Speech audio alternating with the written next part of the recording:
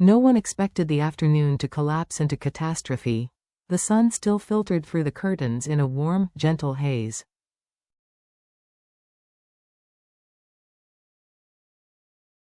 The wind outside whispered softly against the window.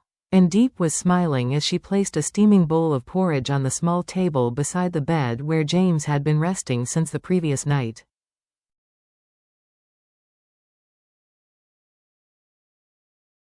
He had seemed exhausted, but he kept brushing off her concern. Just work stress, he told her.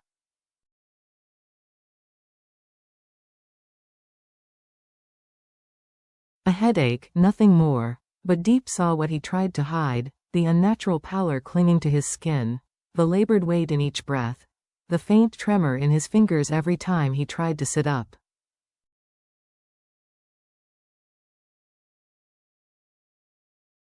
She wanted to call the doctor again, but James looked at her with a tired yet reassuring smile, and she relented.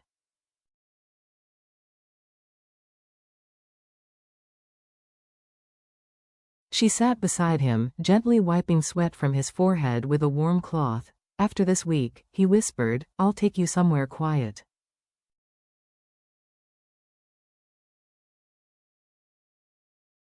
Just you, me, and our baby. The one we haven't even seen yet. Her heart softened.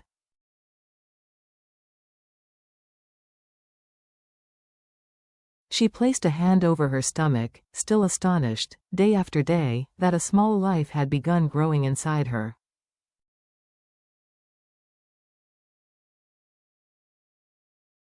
A life shaped from love, longing, and every storm they had survived together. She opened her mouth to answer.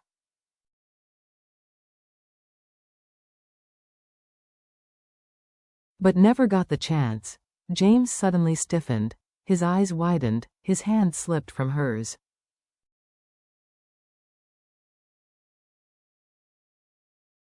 James, she called softly. Then louder, James.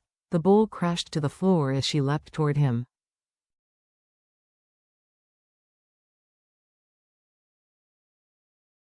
James's body jerked once, violently, before collapsing backward. His lips drained of color.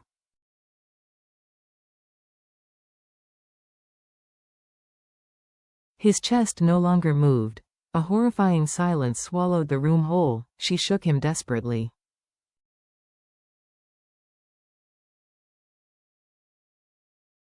James, please, please breathe. Nothing. His heart, his strong, steady heart that had carried her through loneliness and fear, had stopped.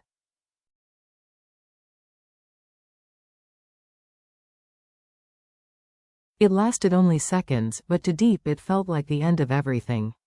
Tears streamed down her face as she cried out for help, her voice raw with terror.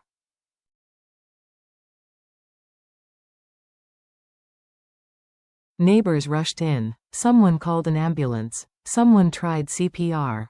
But Diep clung to James's limp hand, begging him to return, to her, to their child, to the future they had promised each other.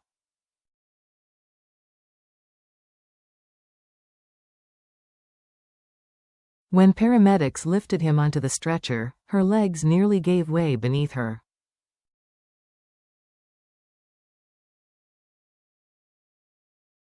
She followed, trembling, her vision blurred with tears. She didn't know if James would survive.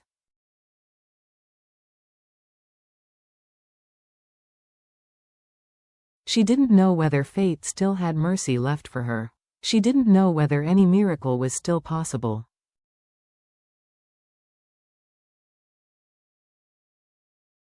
The hospital corridor smelled of disinfectant and cold metal, a scent Diep had always disliked but never feared.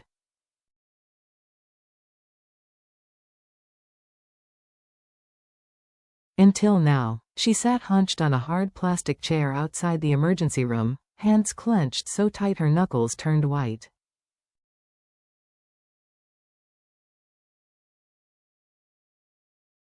Porridge still stained her clothes, but she didn't notice. Her eyes were fixed on the door in front of her, the door that separated her from the man who held her entire world inside his heartbeat.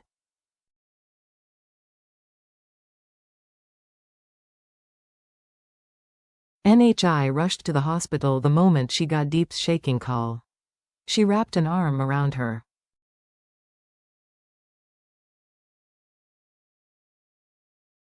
Diep, breathe. You have to breathe, for the baby. But Diep couldn't. Every inhale scraped through her chest like shards of glass.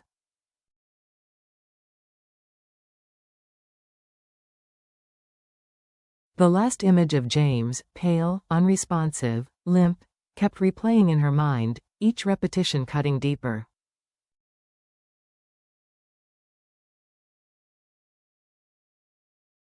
He promised me, Diep whispered. He said we would go away. He said he'd be here when the baby comes.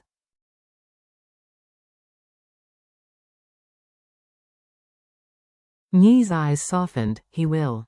James is strong. He's fought through worse, but Diep knew, this wasn't like anything he'd faced before.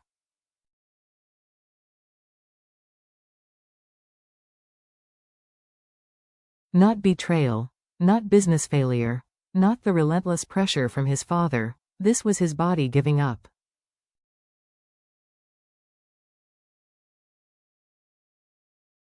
This was life or death. Minutes crawled by like hours. Finally, the emergency room door opened.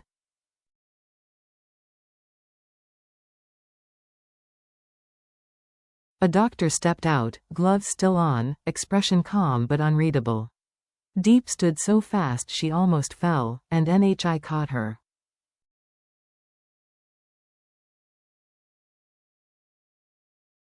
How is he? Diep asked, her voice breaking. The doctor exhaled slowly. We managed to restart his heart.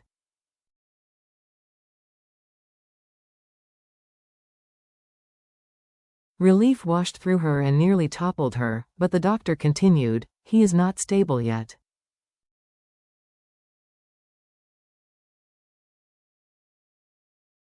His body experienced a severe shock. We need to monitor him closely. Diep's throat tightened.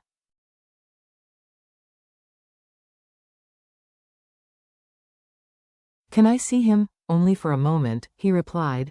Inside the dim recovery room, machines beeped with a rhythm both reassuring and terrifying.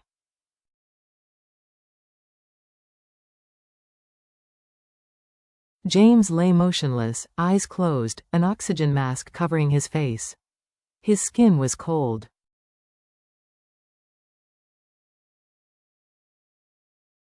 Tubes and wires connected him to life. Diep approached, tears slipping freely. She took his hand, the same hand that once held hers in the wedding studio, warm and full of promise.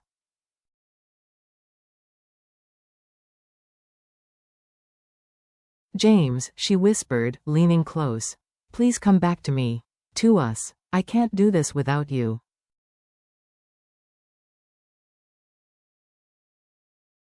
She thought, just for a heartbeat, that she saw his fingers twitch. Or maybe it was only hope trembling inside her, refusing to die.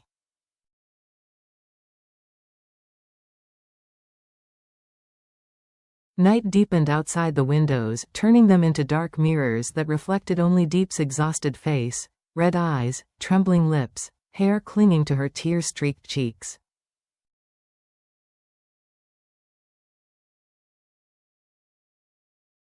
She refused to leave, even as nurses came and went, adjusting machines and urging her to rest.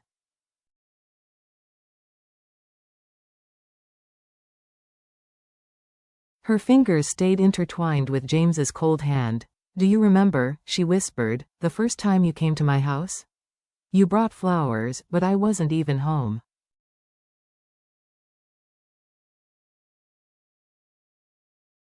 You stood there like someone lost. That's when I first thought, maybe you needed me.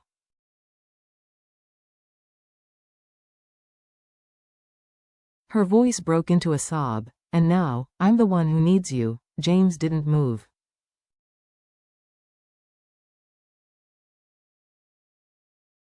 His chest rose and fell only because the machine made it do so. The heart monitor beeped steadily, each sound both comfort and threat.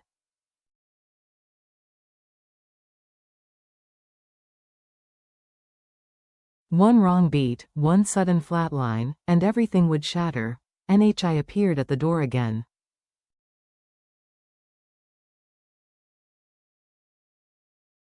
Diep, you've been awake all night. You need to eat something. You're pregnant. Diep shook her head instantly.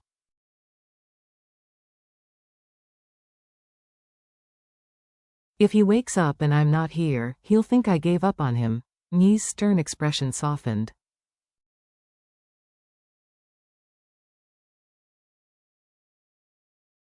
James knows your heart. He knows you don't give up. Diep swallowed. His father did this. He pushed him until his body couldn't take any more.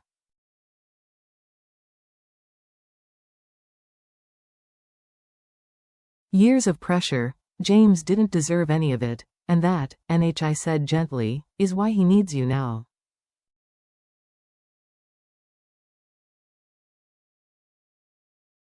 Love is the only thing he has left to survive for. When NHI stepped out, Diep leaned closer to James again, pressing her forehead against his hand.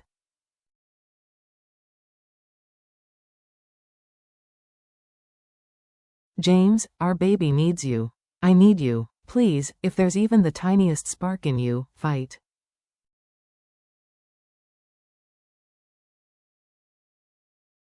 A sudden shift in the monitor made her freeze. The beeping slowed, her heart plummeted.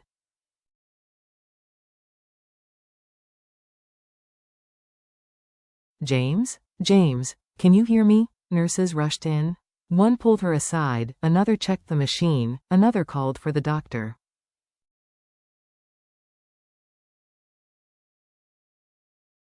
Diep trembled, hands covering her mouth. This fear felt different, sharper, deeper, she could sense it.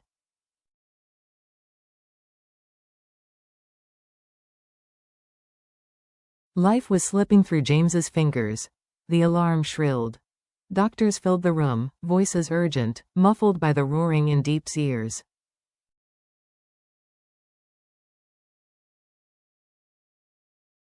Heart rhythm dropping. Prepare the crash cart. We're losing him. Clear the area.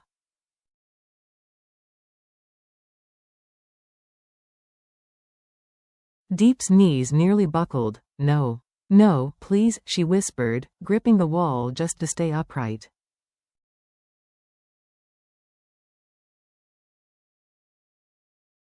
Her heart felt like it was being torn apart piece by piece.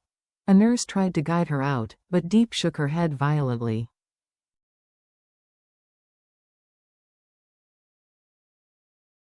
Don't take me away. He needs me. James needs me. She pressed herself into a corner, refusing to leave.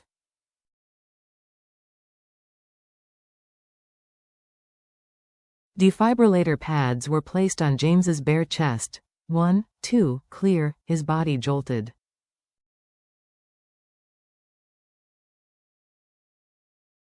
Nothing, charged to 200. Clear, his body jerked again. Still nothing, dread thickened the air.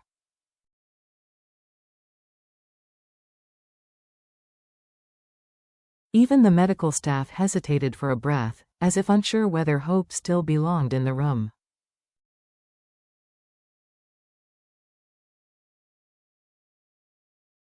Diep stepped forward, tears dripping onto the floor. James, she whispered.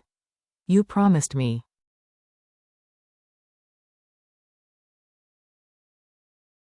You said you'd stay with me for the rest of my life. You said you'd hold our baby.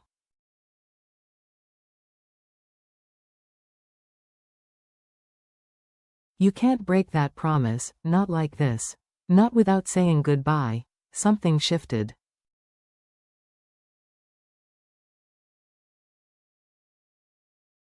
Not in the machines, but in the air itself. A fragile warmth hovered around his still body.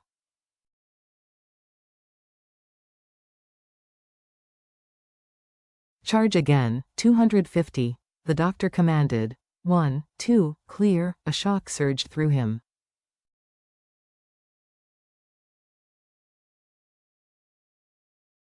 And then, a faint, fragile blip on the monitor. Then another. We've got rhythm. Stabilizing.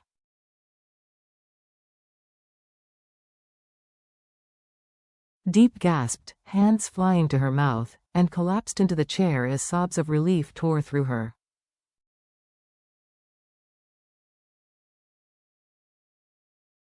The doctor wiped his brow and offered a tired smile. He's not out of danger yet, he warned gently.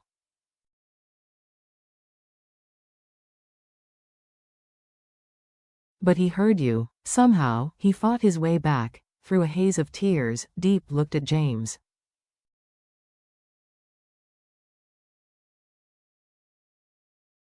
I knew you'd come back to me, she whispered. His hand was warm now. Weak, fragile, but alive.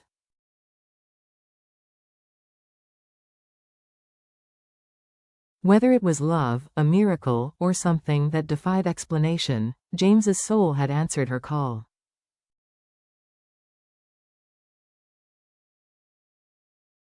And as long as he breathed, Diep knew she would never let go. Life tests us in ways we never expect.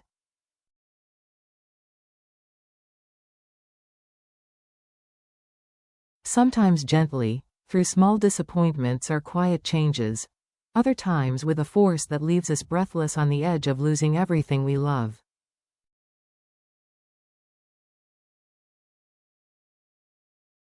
What Diep lived through in that hospital corridor was a truth many never learn until it's too late.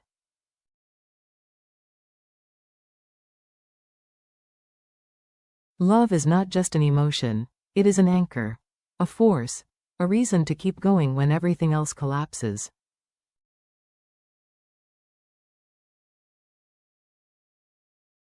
James and Diep had endured judgment, rejection, misunderstanding, and crushing disapproval.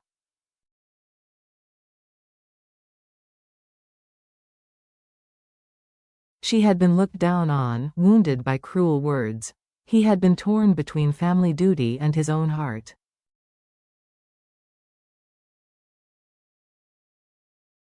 Yet through all of it, their bond remained rooted in one unshakable choice: to stand beside each other.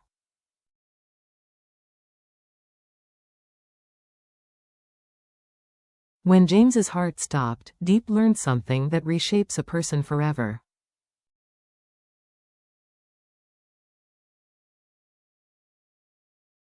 Life is fragile. A heartbeat can vanish in an instant. A promise can dissolve with a breath.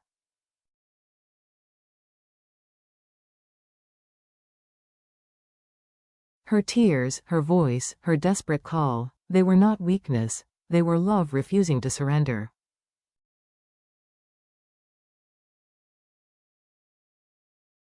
And sometimes, love reaches where machines cannot.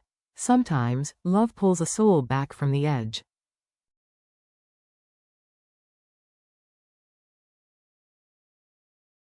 Do not wait to cherish the people who matter. Do not hide affection, gratitude, or devotion.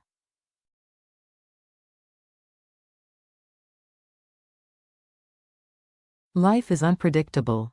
But love, when nurtured, is a light even darkness cannot extinguish.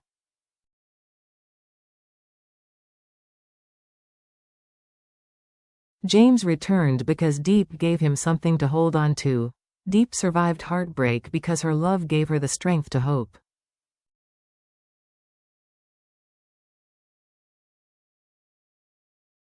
And together, they proved that when two hearts choose each other fully, even death hesitates before taking the light they create.